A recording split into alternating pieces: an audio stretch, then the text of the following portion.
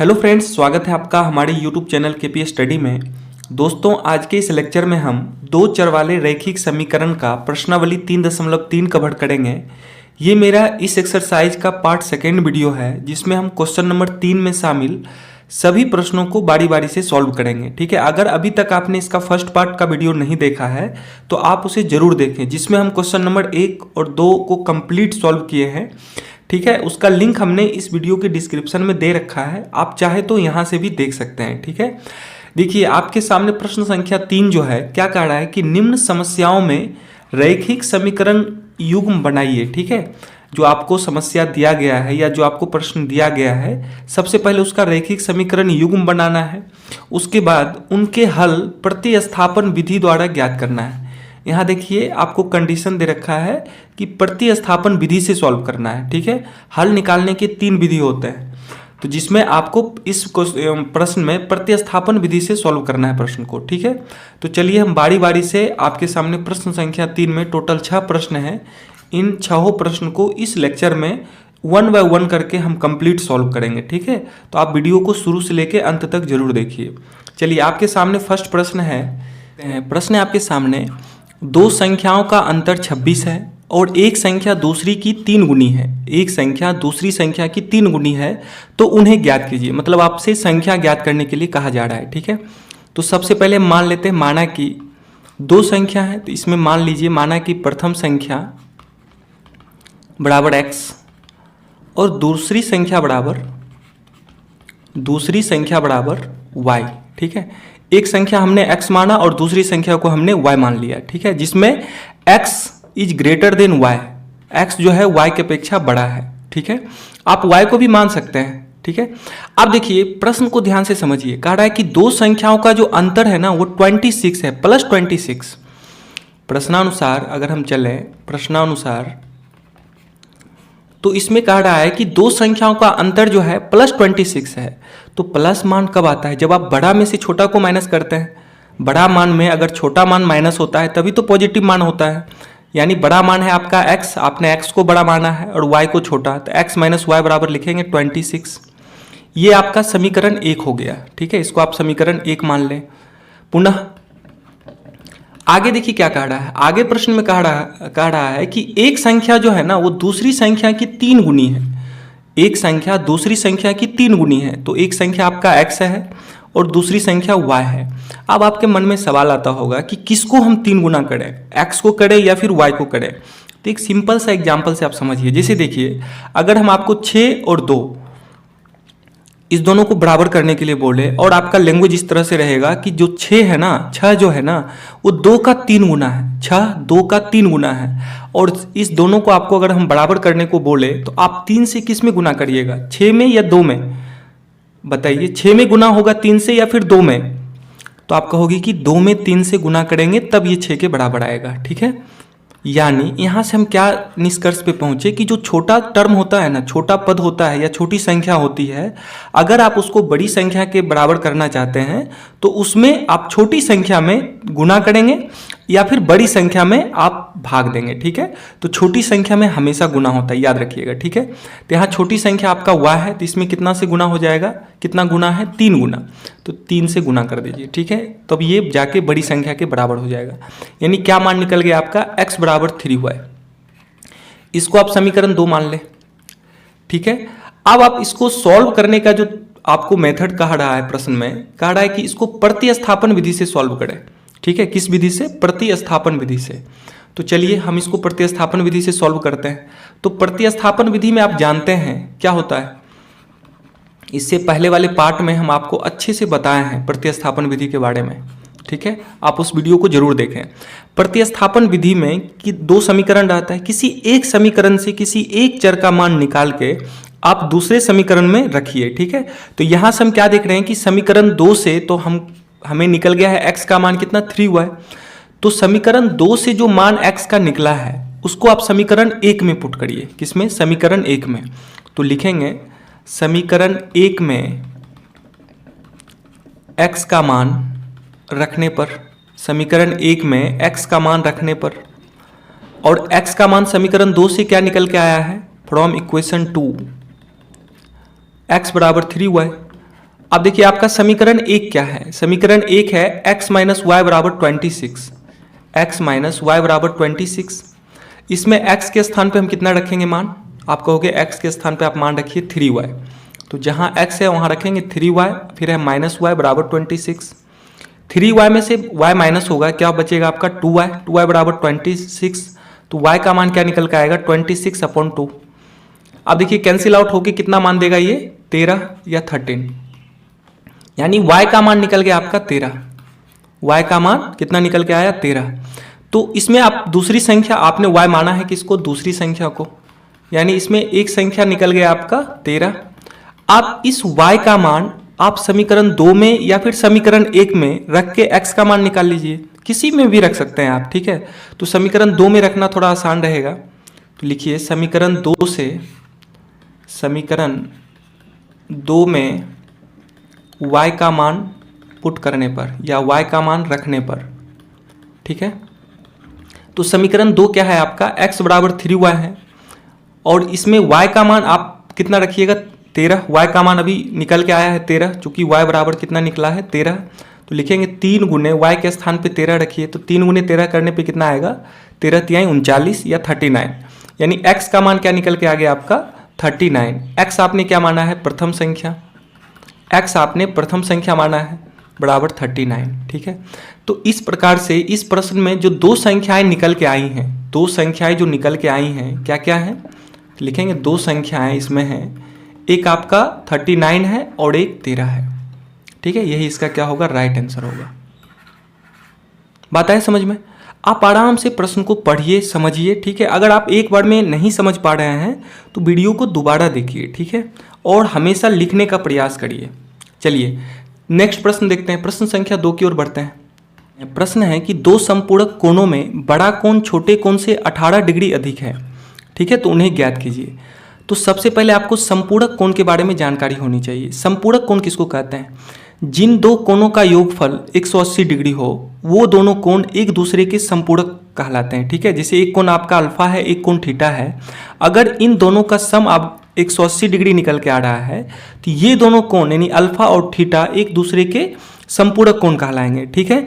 अगर इसी में आपको अनुपूरक रहता, अनुपूरक कोण, तो अनुपूरक कोण में क्या होता है कि इसमें दो कोणों का योगफल 90 डिग्री के बराबर होना चाहिए। अनुपूरक कोण में दो कोणों का योगफल 90 डिग्री के बराबर होता है और संपूरक में दो कोणों का योगफल 180 डिग्री के बराबर होता है। तो प्रश्न से इसमें दो संपूरक कोण हैं, तो मान लीजिए माना कि दो संपूरक कोण क्रमशः, दो संपूरक कोण क्रमशः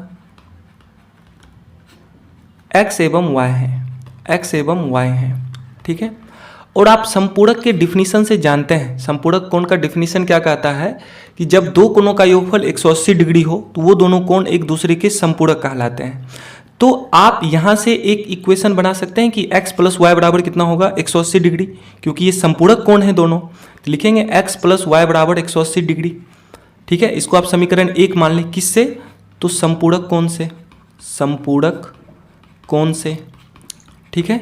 संपूरक कोण में आप जानते हैं कि दो कोणों का योगफल कितना डिग्री के बराबर होता है 180 डिग्री के बराबर, ठीक है। फिर आगे पढ़िए पुनः, अब आगे कह रहा है कि छोटा कोण, सॉरी बड़ा कोण जो है ना छोटे कोण से 18 डिग्री अधिक है। बड़ा कोण इसमें आप x को मान लीजिए, y को छोटा मान लीजिए, ठीक है। x is greater than y, x बड़ा है y से, तो इसमें जो बड़ा कोण है यानी जो x है वो y से कितना डिग्री अधिक है 18 डिग्री अधिक है, y से 18 डिग्री अधिक है। ध्यान से समझिए, आपको हम एग्जाम्पल देते हैं, जैसे 5 जो है वो 2 से 3 अधिक है, 5 2 से 3 अधिक है, तो ये दोनों कब बराबर होंगे आपस में, जब हम 2 में 3 ऐड करेंगे, यानी छोटा में ऐड किया जाता है या फिर बड़ा में से माइनस किया जाता है।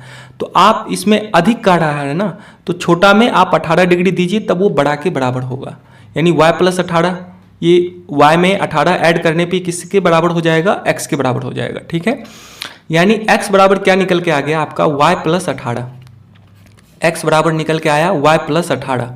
इसको आप समीकरण 2 मान लीजिए, ठीक है। और इसको प्रतिस्थापन विधि से चूंकि सॉल्व करना है तो आप जानते हैं कि प्रतिस्थापन विधि में क्या किया जाता है, किसी एक समीकरण से किसी एक चर का मान निकाल के उसे दूसरे समीकरण में पुट किया जाता है। तो यहाँ से देखिए समीकरण 2 से तो आपको x का मान मिल गया है, तो इस x का मान को हम समीकरण 1 में पुट करते हैं। तो लिखते हैं समीकरण 1 में x का मान रखने पर, तो समीकरण 1 क्या है आपका, x प्लस वाई बराबर 180 डिग्री। तो इसमें x के स्थान पे क्या मान रखेंगे, x के स्थान पे मान रखेंगे y प्लस 18। समीकरण 2 से फ्रॉम इक्वेशन सेकेंड इससे क्या निकला है, x बराबर y प्लस 18। ठीक है, तो x के स्थान पे हम रखेंगे y प्लस 18 और ये y अपने स्थान पे है बराबर 180, यानी y कितना हो गया आपका 2y प्लस 18 बराबर 180। तो यहाँ से इसको सॉल्व करिए। ठीक है, तो 2y बराबर क्या होगा, इधर प्लस 18 है, इस साइड में आएगा तो माइनस 18, यानी 2y बराबर मान निकल के आ गया 162। तो y का मान क्या होगा 162/2, 2 से कैंसिल आउट होगा, 2 अठी 16, 2 इकाई 2, यानी y का मान निकल के आ गया आपका 81। y का मान क्या निकल के आया 81, यानी एक संपूरक कोण आपने निकाल लिया 81। ठीक है, तो दूसरा क्या होगा, तो 180 डिग्री के बराबर होना चाहिए, या फिर आप क्या करें, इस y का मान जो है समीकरण 2 में रख दें। लिखेंगे समीकरण 2 में y का मान रखने पर, समीकरण 2 में y का मान रखने पर। ठीक है, तो समीकरण 2 क्या है आपका, x बराबर y प्लस 18 है, तो y के स्थान पे मान कितना रखेंगे, y का मान अभी जस्ट निकल के आया है 81, तो y के स्थान पे रखिए 81, अब प्लस है 18, 81 में 18 ऐड करने पे कितना आएगा 99, यानी x बराबर क्या निकल के आ गया आपका 99। अब देखिए 99 एक कोण निकला है 81, इन दोनों को जब आप ऐड करिएगा ना तो वो किसके बराबर आएगा आपका 180 के बराबर। अगर आप 99 और प्लस 81 करते हैं तो उसका मान 180 आएगा, और संपूरक कोण में दो कोणों का योगफल कितना डिग्री होना चाहिए, 180 डिग्री ही होना चाहिए। ठीक है, यानी इसमें दो संपूरक कोण क्या क्या निकल के आ गए, दो संपूरक कोण, इसमें एक 81 डिग्री और एक 99 डिग्री। ठीक है, ये इसका राइट आंसर होगा। बात आए समझ में, आराम से प्रश्न को समझिए। चलिए नेक्स्ट प्रश्न को देखते हैं। प्रश्न संख्या 3 को देखिए क्या कह रहा है। चलिए प्रश्न संख्या 3 जो है आपके सामने, प्रश्न है कि एक क्रिकेट टीम के कोच ने 7 बल्ले, ठीक है, और 6 गेंद 3800 रुपये में खरीदे। ठीक है, 7 बल्ले तथा 6 गेंद 3800 रुपये में खरीदे। बाद में उसने 3 बल्ले तथा 5 गेंद 1750 रुपये में खरीदी। ठीक है, और पुनः वो 3 बल्ले और 5 गेंद को कितना में खरीदे, 1750 में। तो कह रहा है प्रश्न में कि प्रत्येक बल्ले और गेंद का मूल्य क्या होगा। ठीक है, प्रत्येक बल्ला और गेंद का मूल्य आपको निकालने के लिए कह रहा है। तो सबसे पहले आप माना कि प्रत्येक बल्ले की कीमत बराबर, प्रत्येक बल्ले का मूल्य बराबर, हमने मान लिया x रुपया। ठीक है, यानी एक बल्ले की कीमत x रुपया है। इसी प्रकार से हम मान लेते हैं कि प्रत्येक गेंद की कीमत, प्रत्येक गेंद की कीमत या गेंद का मूल्य बराबर y रुपया। ठीक है, यानी एक बल्ले का कीमत हमने x रुपया माना और एक गेंद का कीमत हमने y रुपया माना। ठीक है, अब प्रश्न से चलिए, प्रश्न से पहले कंडीशन में वो कितना बल्ला खरीद रहा है, 7 बल्ला खरीद रहा है। तो एक बल्ला का कीमत अगर x रुपया है तो 7 बल्ले की कीमत क्या हो जाएगी, तो आप कहोगे 7 गुणे x यानी 7x। इसी प्रकार से 6 गेंद भी खरीदी है, तो एक गेंद की कीमत है y रुपया, तो 6 गेंद की कीमत क्या होगी 6y यानी 6y, और दोनों मिला के उसको कितना पेड करना पड़ा है 3800 रुपया। ठीक है, यानी समीकरण क्या निकल के आया आपका 7x प्लस 6y बराबर 3800। ये आपका समीकरण 1 हो गया। ठीक है, समीकरण 1। पुनः आगे देखिए, आगे कहा रखा है कि बाद में उसने क्या किया कि 3 बल्ले और 5 गेंद 1750 में खरीदी। तो एक बल्ले की कीमत x है तो 3 बल्ले की कीमत क्या हो जाएगी 3x, और 5 गेंद, तो एक गेंद की कीमत y रुपया है तो 5 गेंद की कीमत क्या होगी 5y, और दोनों मिला के उसको कितना पेड करना पड़ा 1750 रुपया, 1750 रुपया। ये आपका समीकरण 2 हो गया। ठीक है, तो समीकरण 1 निकल के आया आपका 7x प्लस 6y बराबर 3800, और दूसरा समीकरण है 3x प्लस 5y बराबर 1750। अब आपको इसमें प्रतिस्थापन विधि से x और y का मान ज्ञात करना है। किस विधि से, प्रतिस्थापन विधि से।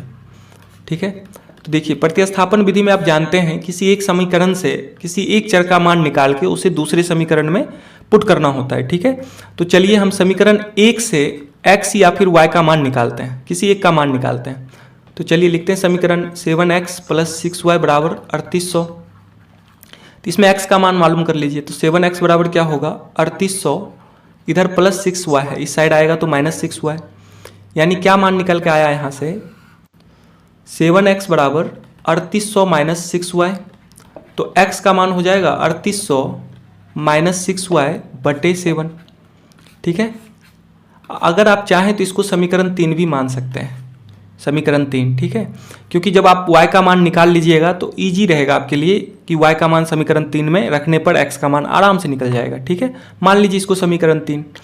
अब हम क्या करते हैं, इस x के मान को समीकरण 2 में पुट करते हैं, ठीक है। समीकरण 2 में x का मान रखते हैं, यही तो है प्रतिस्थापन विधि। लिखेंगे समीकरण 2 में x का मान रखने पर, x का मान रखने पर, तो समीकरण 2 सबसे पहले लिखिए। समीकरण 2 क्या है आपका 3x + 5y = 1750। इसमें x के स्थान पे हम मान कितना पुट करेंगे, आपका मान निकल के आया है x का 3800 - 6y बटे 7। तो x के स्थान पे रखिए मान, लिखेंगे 3 × 3800 - 6y बटे 7, इधर है प्लस 5y बराबर 1750।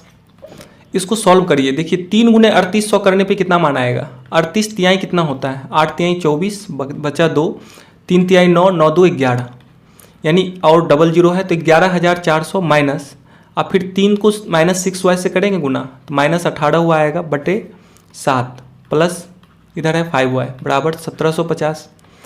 इधर देखिए हम 7 इसका एलसीएम लेते हैं तो क्या निकल के आएगा 11400 माइनस 18 हुआ है, ये हो जाएगा आपका 7 × 5 = 35y बराबर 1750, ठीक है।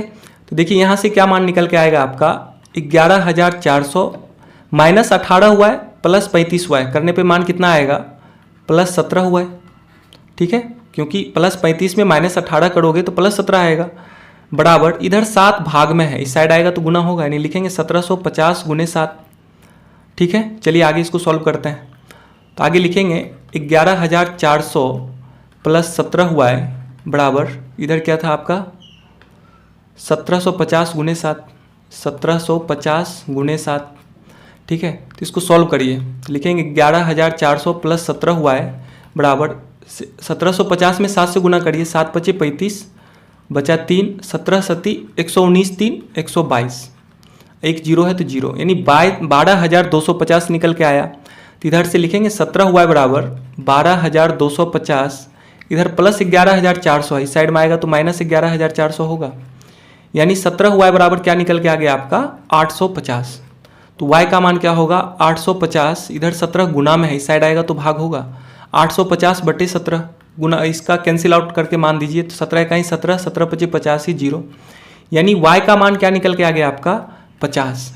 और आपने y माना किसको है, देखिए आपने y माना है प्रत्येक गेंद का मूल्य, प्रत्येक गेंद का मूल्य को आपने क्या माना है y, और y का मान कितना निकल के आया है 50, यानी जो 50 है क्या है प्रत्येक गेंद का मूल्य, प्रत्येक गेंद का मूल्य आपका कितना निकल के आ गया आपका 50 रुपया, यानी एक गेंद की कीमत कितनी है 50 रुपया, ठीक है। अब इस y का मान को हम क्या करते हैं समीकरण 3 में पुट कर देते हैं, इस y के मान को, वैसे आप चाहे तो समीकरण 1 2 में भी पुट करके निकाल सकते हैं, लेकिन आप समीकरण 3 में पुट करने से आपका मान थोड़ा आसान हो जाएगा निकालना, ठीक है। तो चलिए समीकरण 3 में y का मान रखते हैं, लिखते हैं समीकरण 3 में y का मान रखने पर, y का मान रखने पर, ठीक है। तो समीकरण 3 क्या है आपका, देखिए समीकरण 3 है x बराबर 3800 - 6y बटे 7, x बराबर 3800 - 6y बटे 7, इसमें y के स्थान पे कितना मान रखेंगे 50 रखिए, लिखेंगे x बराबर 3800 - 6 × 50 बटे 7, यानी क्या निकल के आएगा x बराबर 3800 - 6 × 50 करने पे मान कितना आएगा 300 बटे 7, यानी x का मान कितना हो जाएगा 3800 में 300 माइनस करने पे 3500 बटे 7। अभी देखिए दोनों कैंसिल आउट हो रहा है, 7 इकाई 7, 7 पचे 35, 00, यानी x बराबर कितना निकल के आ गया आपका 500। x का मान 500 निकला। आपने x माना किसको है? देखिए x आपने माना है प्रत्येक बल्ले का मूल्य। प्रत्येक बल्ले का मूल्य को आपने क्या माना है? x माना है, और x का मान निकल के आया है 500। तो इस प्रकार से हम लिखेंगे प्रत्येक बल्ले का मूल्य, प्रत्येक बल्ले का मूल्य क्या निकल के आ गया आपका 500 रुपीज़। ठीक है। अब देखिए आपको इसमें इस प्रश्न में यही तो पूछ रहा था कि प्रत्येक बल्ले तथा प्रत्येक गेंद का कीमत क्या होगा। तो प्रत्येक गेंद का कीमत निकल के आ गया आपका 50 रुपया, और प्रत्येक बल्ले का कीमत निकल के आ गया 500 रुपया। यही इसका राइट आंसर होगा। ठीक है, 50 और 500। तो चलिए अब हम प्रश्न संख्या 4 को देखते हैं। चलिए प्रश्न संख्या 4 क्या है आपके सामने? काफ़ी इंपॉर्टेंट प्रश्न है, देखिए ध्यान से समझिए। कहा रखा है कि एक नगर में टैक्सी के भाड़े में एक नियत भाड़े के अतिरिक्त चली गई दूरी पर भाड़ा सम्मिलित किया जाता है। यानी टैक्सी के भाड़े में एक नियत भाड़ा है कि जब आप टैक्सी में बैठेंगे तो आपको इतना रुपया तो देना ही देना होगा, कुछ रुपया एक नियत है। ठीक है, उसके बाद आप जितना किलोमीटर जाइएगा तो उसके अनुसार आपको रुपया लगेगा। ठीक है, एक नियत भाड़ा है आपका टैक्सी बुक करने का या उसमें बैठने का। उसके बाद जितना किलोमीटर आप चलिएगा उसका अलग से उसमें ऐड होगा। ठीक है, फिर आगे कहा रखा है इसमें कि 10 किलोमीटर दूरी के लिए भाड़ा 105 रुपया है। 10 किलोमीटर के लिए भाड़ा 105 रुपया है। कब? इसमें नियत भाड़ा भी ऐड है। ठीक है, ध्यान से समझिए। हम सबसे पहले मान लेते हैं इसको, मान लीजिए, माना कि टैक्सी का नियत भाड़ा, ठीक है, नियत भाड़ा बराबर x रुपया। ठीक है, यानी टैक्सी बुक या टैक्सी में बैठने पे आपको x रुपया तो देना ही देना है, प्लस आप जितने किलोमीटर चले हैं ना उसका भी रुपया देना होगा आपको। ठीक है, और अतिरिक्त किलोमीटर या अतिरिक्त भाड़ा बराबर, या प्रति किलोमीटर इसको कह सकते हैं, प्रति किलोमीटर या फिर अतिरिक्त भाड़ा बराबर y रुपया। ठीक है, यानी पर किलोमीटर पे उसको y रुपया भी लगता है।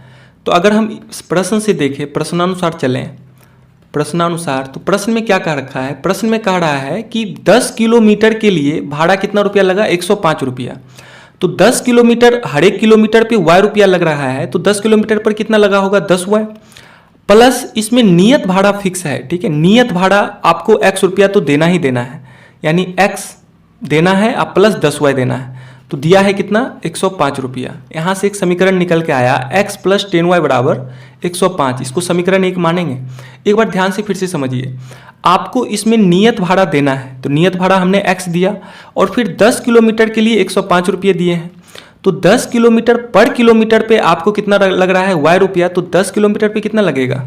10y, और नियत भाड़ा आपका x रुपया है, तो यानी x प्लस 10y मिला के आपने कितना दिया है? 105 रुपया। ठीक है, ये आपका समीकरण फर्स्ट हो गया। पुनः आगे देखिए, आगे कह रहा है कि 15 किलोमीटर के लिए भाड़ा 155 रुपया है।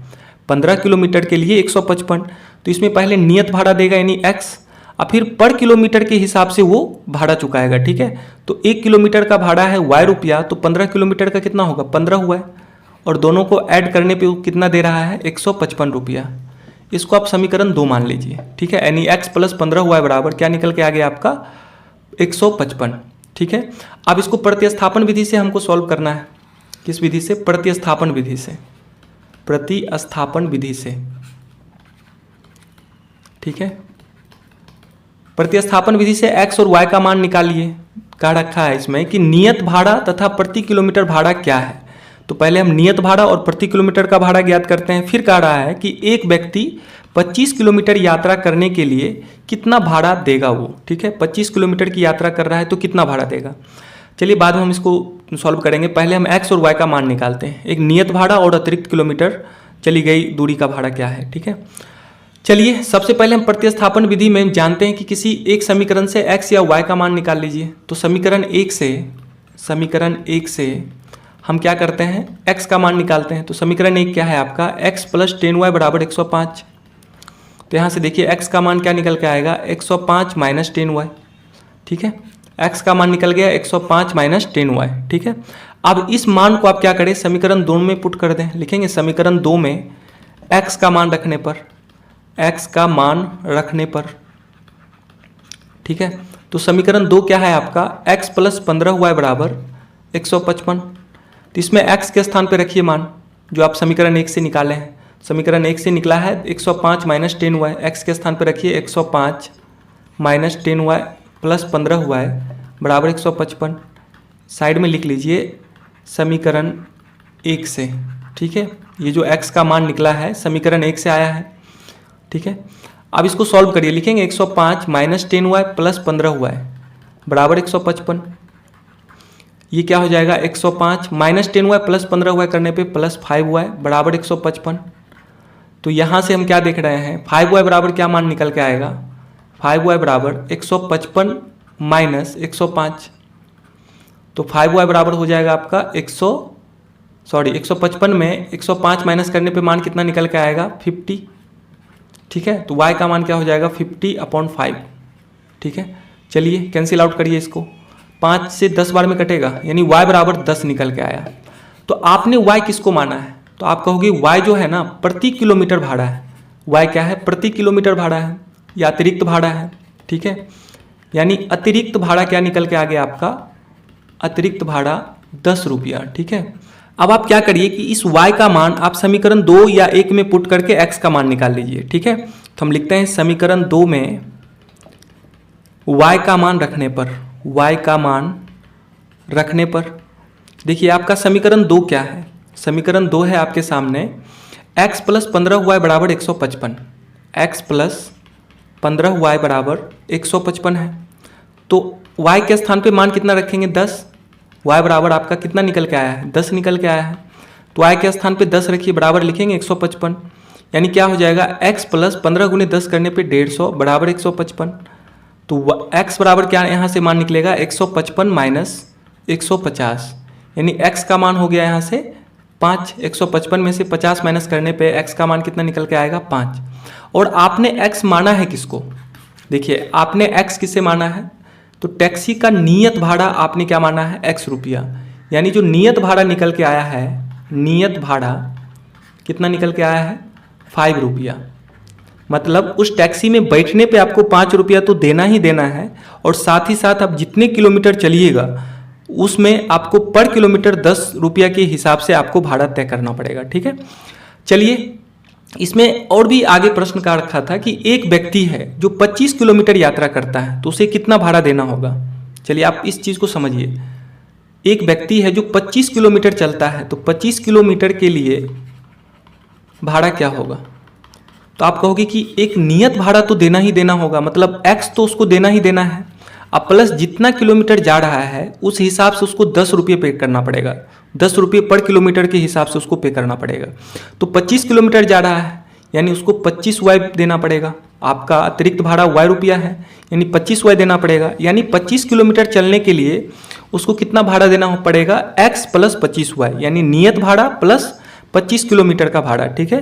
तो नियत भाड़ा आपका है 5 रुपया, अब प्लस पर किलोमीटर का भाड़ा है 10 रुपया, तो 25 गुने 10 यानी क्या निकल के आएगा 5 प्लस 250 करने पे मान कितना आएगा 255, ठीक है। यानी 25 किलोमीटर के लिए जो भाड़ा निकल के आया है, 25 किलोमीटर के लिए उस व्यक्ति को कितना भाड़ा देना पड़ेगा 255 रुपया, 255 रुपया, ठीक है। यही इसका राइट आंसर होगा, ठीक है। चलिए अब हम नेक्स्ट प्रश्न को देखते हैं।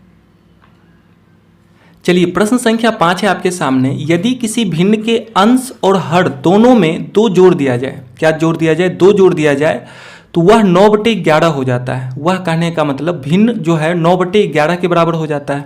आगे कह रहा है कि यदि अंश और हर दोनों में 3 जोड़ दिया जाए तो वह 5/6 हो जाता है, ठीक है। यानी भिन्न 5/6 के बराबर हो जाता है, तो वह भिन्न ज्ञात कीजिए, ठीक है। तो सबसे पहले हम क्या करते हैं, मान लेते हैं। देखिए भिन्न में आप जानते हैं कि भिन्न बराबर क्या होता है, भिन्न बराबर अंश बटे हर होता है, अंश बटे हर, नॉमिनेटर बाय डिनोमिनेटर, फ्रैक्शन बराबर नॉमिनेटर बाय डिनोमिनेटर। तो हम इसमें क्या करते हैं कि अंश को x मान लेते हैं, हर को y मान लेते हैं। मान लीजिए माना कि भिन्न का अंश बराबर x एवं हर बराबर y है, ठीक है। x हमने अंश को माना और हर को y मान लिया, तो यहाँ से देखिए भिन्न क्या निकल के आएगा, भिन्न निकल के आएगा आपका x बटे y। भिन्न बराबर आप जानते हैं क्या होता है, अंश बटे हर, तो भिन्न का मान निकल के आ गया आपका x बटे y। अब जैसे जैसे प्रश्न में कह रहा है आप उस अनुसार चलिए, प्रश्नानुसार या प्रश्न से। ठीक है, देखिए प्रश्नानुसार क्या कह रहा है कि यदि किसी भिन्न के अंश और हर दोनों में 2 जोड़ दिया जाए। सबसे पहले आपको किसी भिन्न के, तो भिन्न है आपका x बटे वाई, तो लिखेंगे x बटे वाई में अंश और हर दोनों में कितना ऐड किया जा रहा है, 2 ऐड किया जा रहा है, 2 जोड़ दिया जा रहा है। तो दोनों में आपको कितना जोड़ना पड़ेगा, 2। दोनों में आप 2 जोड़ दीजिए, तो वह जो भिन्न है वो 9/11 के बराबर हो जाता है। यानी यह भिन्न किसके बराबर हो जाता है, 9/11 के बराबर। ठीक है, अब यहाँ से इक्वेशन बनाइए, तो इसमें हम क्रॉस गुना करेंगे तो क्या हो जाएगा, 11 इंटू एक्स प्लस 2, इधर हो जाएगा 9 इंटू वाई प्लस 2। ठीक है, तो गुना करिए तो 11x प्लस 11 दूनी 22, इधर होगा आपका 9y प्लस 9 दूनी 18। चर वाले को एक साथ, अचर वाले को एक साथ करिए तो लिखेंगे 11x इधर प्लस 9y, इस साइड आएगा तो माइनस 9y, इधर प्लस 22, इधर आएगा तो माइनस 22। यानी क्या निकल के आया आपका, 11x माइनस 9y बराबर माइनस 4। ये आपका समीकरण 1 हो गया।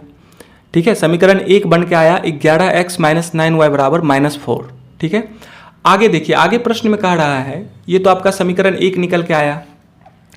पुनः देखिए आगे है कि यदि अंश और हर दोनों में 3 जोड़ दिया जाए, कितना जोड़ दिया जाए, 3, तो फिर लिखेंगे भिन्न है आपका x बटे वाई, और इसमें कहा रखा है कि अंश और हर दोनों में 3 ऐड किया जा रहा है। कितना ऐड किया जा रहा है, 3 ऐड किया जा रहा है।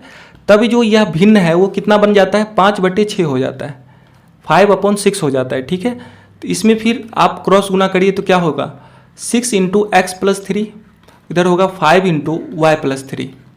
ठीक है, गुना करिए तो ये होगा 6x प्लस 6 18 बराबर, इधर हो जाएगा आपका 5y प्लस 5 15। तो क्या समीकरण बन के आएगा, इधर से लिखेंगे 6x इधर प्लस 5y, इस साइड आएगा तो माइनस 5y बराबर 15, इधर प्लस 18, इस साइड आएगा तो माइनस 18। यानी 6x माइनस 5y बराबर क्या निकल के आया, -3। ये आपका समीकरण 2 हो गया। ठीक है, आप जानते हैं कि इसको प्रतिस्थापन विधि से आपको शुरू में ही कहा रखा है कि हल करना है।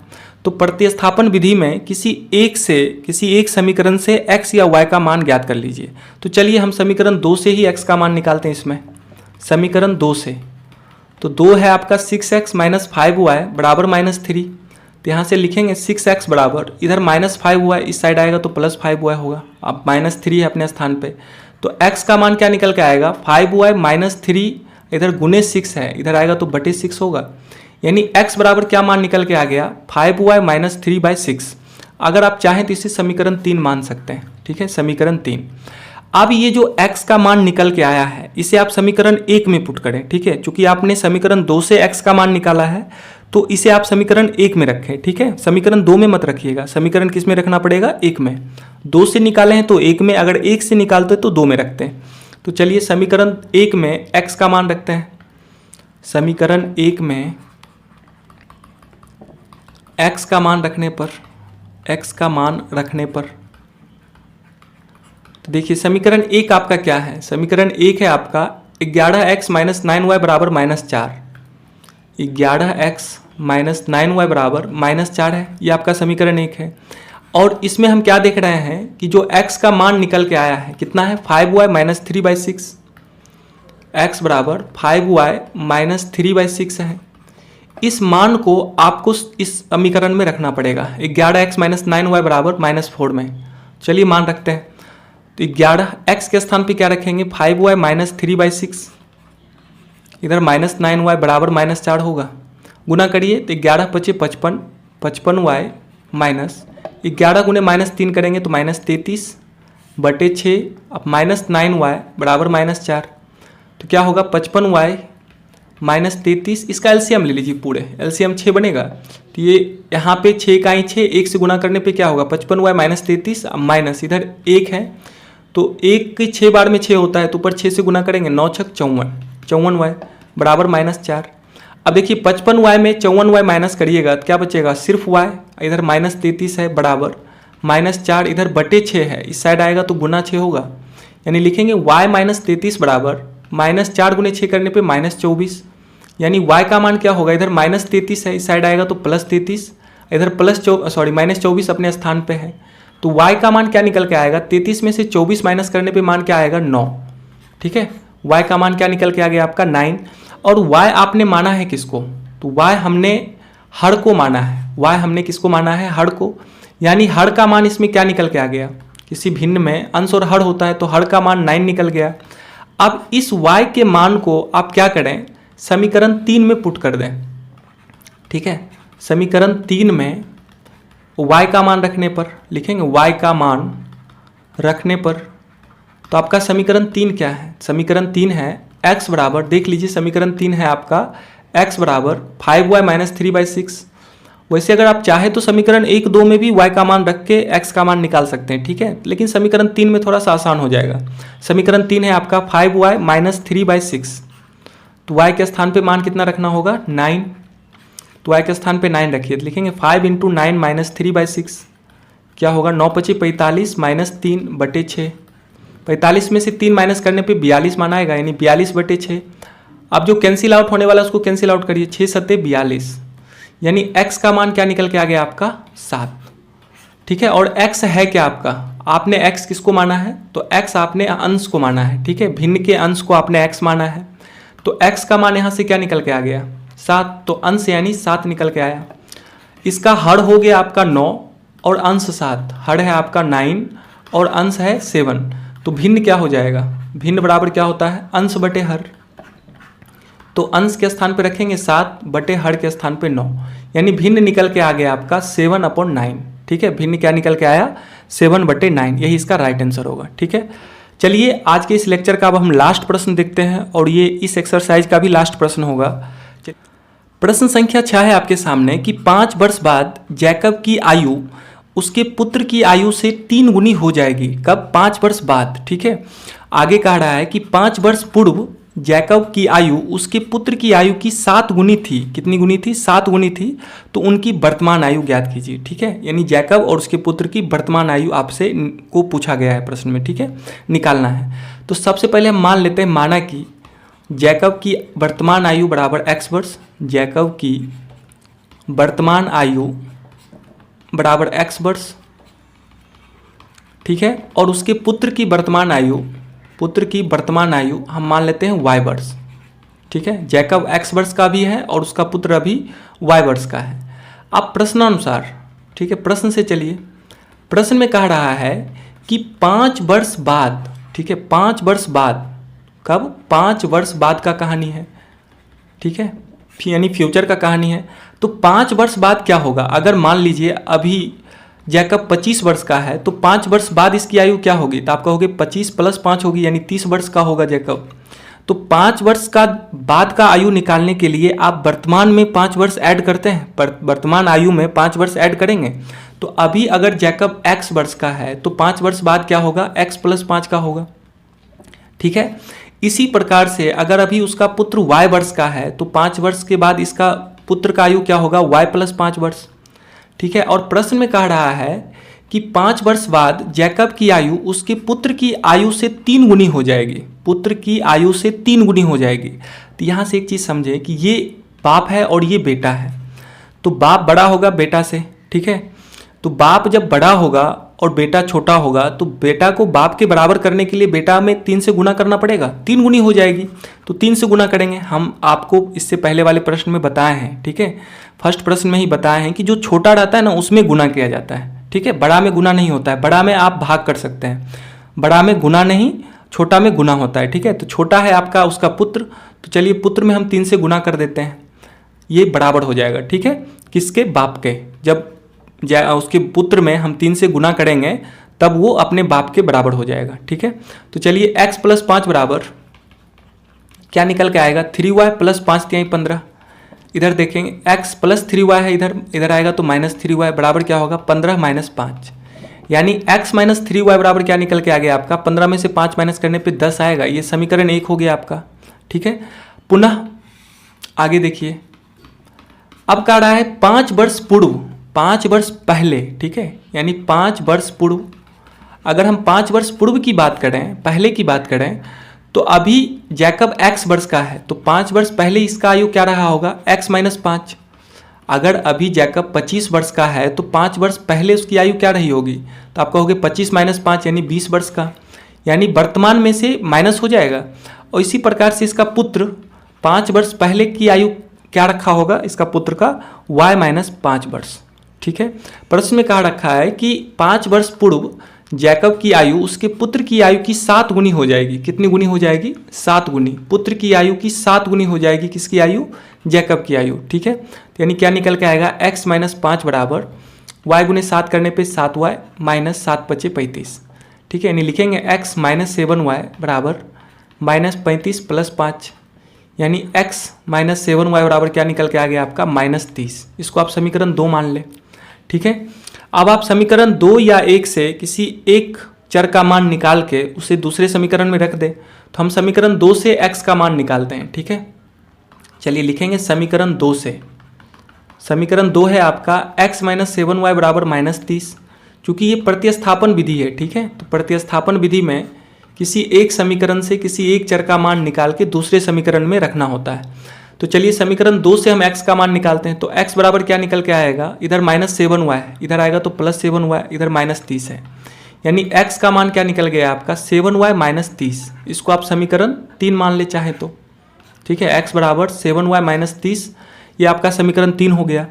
अब इस x के मान को आप समीकरण 1 में रखें। चूंकि आप समीकरण 2 से x का मान निकाले हैं, तो समीकरण 1 में अब आपको x का मान रखना होगा। ठीक है, तो चलिए समीकरण 1 क्या है आपका, लिखेंगे समीकरण 1 में x का मान रखने पर, x का मान रखने पर देखिए समीकरण 1 क्या है आपका, समीकरण 1 है x माइनस 3y बराबर 10।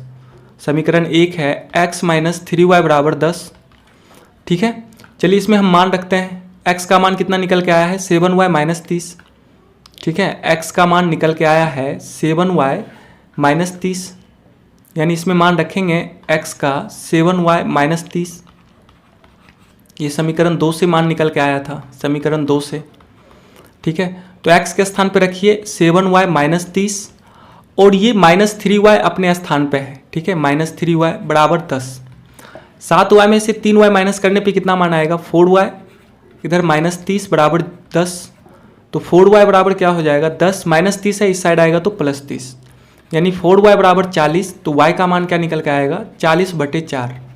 कैंसिल आउट होके कितना मान देगा ये, 4×40, यानी y का मान आपका 10 निकल के आया। ठीक है, आपने y किसको माना है, आपने y माना है पुत्र की आयु, जैकब के पुत्र की वर्तमान आयु को क्या माना है, y वर्ष।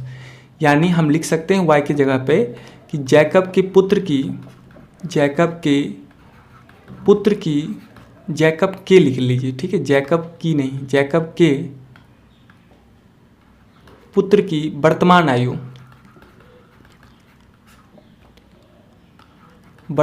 क्या होगा, 10 वर्ष। ठीक है, अब इस y के मान को हम क्या करते हैं, समीकरण 3 में पुट कर देते हैं। समीकरण 3 में y का मान रखने पर आप चाहे तो समीकरण 1, 2 में भी रख सकते हैं, 3 में रखने से थोड़ा आसानी होगा। ठीक है, मान निकालना। समीकरण 3 क्या है, x बराबर 7y माइनस 30 है, तो लिखेंगे x बराबर 7y माइनस 30। चलिए इसमें y का मान आप कितना रखिएगा, 10, तो y के स्थान पे 10 रखिए, तो 7 गुने 10 माइनस 30, यानी क्या निकल के आएगा, 70 माइनस 30। तो 70 माइनस 30 करने पे मान होगा 40, यानी x का मान क्या निकल के आ गया आपका, 40। ठीक है, और x क्या है, x आपने किसको माना है, जैकब की वर्तमान आयु। ठीक है, जैकब की वर्तमान आयु को आपने x माना है, तो लिखेंगे x का मान 40 निकल के आया। इसका मतलब जैकब की वर्तमान आयु क्या निकल के आई, जैकब की वर्तमान आयु बराबर 40 वर्ष। ठीक है, और उसके पुत्र की वर्तमान आयु क्या निकल के आया, पुत्र की वर्तमान आयु देख रहे हैं 10 वर्ष। ठीक है, 10 वर्ष, यही इसका राइट आंसर होगा। ठीक है, तो चलिए इस प्रकार से हमने आज के इस लेक्चर में 2 चर वाले रैखिक समीकरण का प्रश्नावली 3.3 कंप्लीट सॉल्व किया। ठीक है, इसमें हमें 2 पार्ट्स में वीडियो बनाने पड़े। पार्ट फर्स्ट में हम क्वेश्चन नंबर 1 और 2 को सॉल्व किया हूं, और पार्ट सेकंड में क्वेश्चन नंबर 3 में शामिल टोटल 6 प्रश्न को बारी बारी से कवर किया हूं। ठीक है।